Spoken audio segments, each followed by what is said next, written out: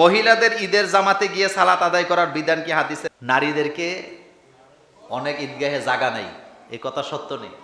সত্য। শোনেন, এই ব্যাপারে আমি আগেও আলোচনা করেছি। ঈদ সবার জন্য, বলেন ঈদ কি? সবার জন্য। ঈদগাহে সবাই যাবে, নারীরা যাবে, পুরুষেরা যাবে, বাচ্চারা যাবে, ছোট বড় সবাই ঈদগাহে যাবে। এটা হলো আমাদের জন্য আনন্দ। রাসূল করিম সাল্লাল্লাহু আলাইহি ওয়াসাল্লাম তিনি মদিনাতে যাওয়ার পরেই কিন্তু ঈদটা আসছে আমাদের জন্য।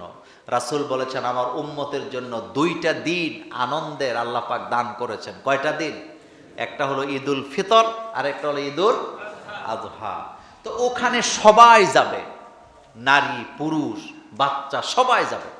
এমন কি রাসূলুল্লাহ সাল্লাল্লাহু আলাইহি সাল্লাম বলেছেন, ঋতুবর্তী নারী যাদের পিরিয়ড চলতেছে তারাও ঈদগাহে যাবে, তবে তারা নামাজ পড়বে না, কিন্তু যখন দোয়া হবে তারা দোয়ার সাথে আমিন আমিন বলবে। এই কথা বলেছেন মুহাম্মাদুর রাসূলুল্লাহ সাল্লাল্লাহু আলাইহি ওয়াসাল্লাম। আচ্ছা, রাসূলুল্লাহর চাইতে বেশি জ্ঞানী আর কেউ আসেনি? আসতে কইলেন, আর কেউ আসেনি?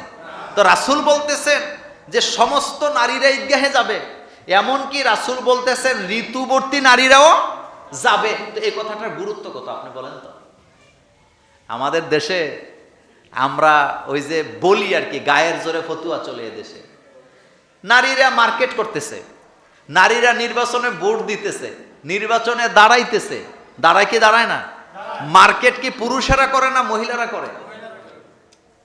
পুরুষদের খানা নাই, বেআইরে দিতে হবে, বেআইনরে দিতে হবে, জামাইরে দিতে হবে, মেয়েরে দিতে হবে, নাতিরে দিতে হবে। পুরুষ যদি আমি কিনা এনে দেয়, মহিলাকে আপনি বুঝবেন না। আর বাংলাদেশের সমাজে পরিবেশে মার্কেটে সবচেয়ে বেশি কারা যায়? মহিলা যাচ্ছে। এটা 30 বছর 40 বছর আগে এরকম ছিল না। তো মার্কেটে যাইতেছে রাতের বেলা, ফতুয়া নাই, ওখানে নিরাপত্তা নিয়ে ফতুয়া নাই। দিনের বেলা ঈদগাহে যাবে, তাও মুসলিমদের ঈদগাহ, ঈদের দিন, ওখানে ফতুয়া চলে। আফসোস, এগুলি নিয়ে আমাদের দেশটা হয়েছে কি, এখন বলি একটা কথা, এই যে ফেসবুক আছে না, ফেসবুক শরীফ, ইউটিউব শরীফ, সোশ্যাল মিডিয়া শরীফ আমাদের সম্মান, ইজ্জত, শ্রদ্ধা, মর্যাদাকে একেবারে পারমাণবিক বোমার মতো আমাদেরকে শেষ করে দিছে। মর্যাদাশীল ব্যক্তিদের এমন এমন লোকেরা মর্যাদা নিয়ে টানাটানি করে, যার ওর জুতা বাজ করে দেওয়ার যোগ্যতা তার নাই। সে ঘরে বসে আছে, ইচ্ছা মতো একটা কমেন্টস করতেছে, ইচ্ছা মতো লিখতেছে, তার মনে যা চাইতেছে, কি লিখতেছে হেতে নিজেও জানে না। এরকমের লেখা মাঝে মধ্যে আপনারা ফেসবুকে পান নাকি পান না? মনে হয় যেন গাঞ্জা খাইয়া লিখতেছে। এই হলো আমাদের সমাজ, আমাদের অবস্থা। আরে ভাই, যেখানে নিরাপত্তা আছে দিনের বেলা যাবে, যেখানে নারীদের জন্য আলাদা ব্যবস্থা করা হবে, সেই জায়গাতে মহিলারা ঈদের জামাতে যাওয়ায় কোনো সমস্যা নাই, কোনো নিষেধও নাই। কিন্তু এমন যদি হইতো যে না, নারীরা ঘর থেকে বের হইতে পারে না, তারা নিরাপদ না, তাইলে ফতুয়া ভিন্ন ছিল যে নিরাপত্তার অভাব আছে। কিন্তু আলহামদুলিল্লাহ, বর্তমান বাংলাদেশে কি নিরাপত্তার কোনো অভাব আছে? দিনের বেলা তারা যদি ঈদগাহে যায় অথবা মহিলারা যদি জুমার নামাজে যায়, তাহলে আপনি বলেন তো তাদের নিরাপত্তার কোনো অসুবিধা আছে? আচ্ছা, আরেকটা মজার কথা বলি। আমাদের মার্কেটগুলোতে, বিভিন্ন মসজিদ যেগুলোতে আপনি দেখেন, যেখানে নারীদের নামাজের ব্যবস্থা থাকে না, আপনি যদি একটু ঠান্ডা মাথায় চিন্তা করেন তাহলে কথাটা বুঝবেন। যেমন আপনি আপনার স্ত্রীকে নিয়ে মার্কেট করতে গেছেন, যাওয়ার পরে মার্কেট করতে করতে আসরের নামাজের আজান দিছে। তো আসরের নামাজের আজান দেওয়ার পরে নামাজ কি শুধু স্বামীর উপরে ফরজ হয়েছে না স্ত্রীর উপরেও ফরজ হয়েছে? আপনি আপনার স্ত্রীকে নিয়ে মার্কেটে গেছেন, মনোযোগ আছে আপনাদের?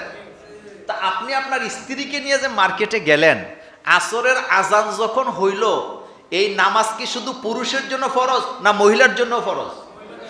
তো মসজিদ তো আছে পুরুষের জন্য, তো মহিলা নামাজ পড়বে কোথায় বলেন? বলেন, এই উত্তর কারো কাছে আসেনি বাংলাদেশের? কোনো হুজুরের কাছে আসেনি? কোনো আলেমের কাছে আসেনি? নাই। কোনো মসজিদ কমিটির কাছে এই প্রশ্নের উত্তর নাই। আপনি যদি প্রশ্ন করেন, আজান হলো, পুরুষের উপরেও নামাজ ফরজ, মহিলার উপরেও নামাজ ফরজ। তো পুরুষটা শুধু নামাজ পড়বে, মহিলাটা কি করবে? মহিলা নামাজ বাদ দিবে, এই তো কথা? কোনো সুযোগ আছে? তো হাসরের মাঠে আল্লাহ যদি বলেন মসজিদ কমিটিরে ধরেন যে তুমি যে এই মার্কেটে একটা মসজিদ বানাইলা, ওখানে যে তুমি শুধু পুরুষের জন্য নামাজের ব্যবস্থা করলা, নারীদের জন্য যে করলা না, তো নারীদের জন্য কি ফরজ নামাজটা মার্কেটে গেলে নফল হয়ে গেছিল নাকি? যে পড়লে সওয়াব হবে, না পড়লে গুনাহ হবে। একসাথে হজ করতেছে, একসাথে উমরা করতেছে, একসাথে মিনাতে যাচ্ছে, মুজদালিফায় যাচ্ছে, আরাফাতে যাচ্ছে, এটা হলো ইসলাম। পুরুষের জন্য যতটুকু ইবাদত ফরজ, নারীদের জন্য সেম সেম ফরজ। পুরুষের যদি সম্পদশালী হয় তার উপরে যাকাত দেওয়া ফরজ, নারী সম্পদশালী হইলেও তার উপরে যাকাত দেওয়া ফরজ। পুরুষ সম্পদশালী হইলে তার উপরে যেমন হজ করা ফরজ, নারী সম্পদশালী হইলে তার উপরে হজ করা ফরজ। আল্লাহর কাছে নারী পুরুষ আলাদা বলতে কিছু না। কোরআনের এমন কোন আয়াত কি আছে দেখাইতে পারবেন যে এটা পুরুষের জন্য নাজিল হয়েছে, এটা নারীর জন্য নাজিল হয়েছে? আচ্ছা বলেন তো, পর্দার আয়াত যে নাজিল করলেন আল্লাহ পাক, আল্লাহ পাক যে বললেন যে তোমরা তোমাদের চক্ষুকে নিম্নগামী রাখো, এটা কি শুধু নারীদেরকে বলছে না পুরুষদেরকেও বলছে? আস্তে কইলেন।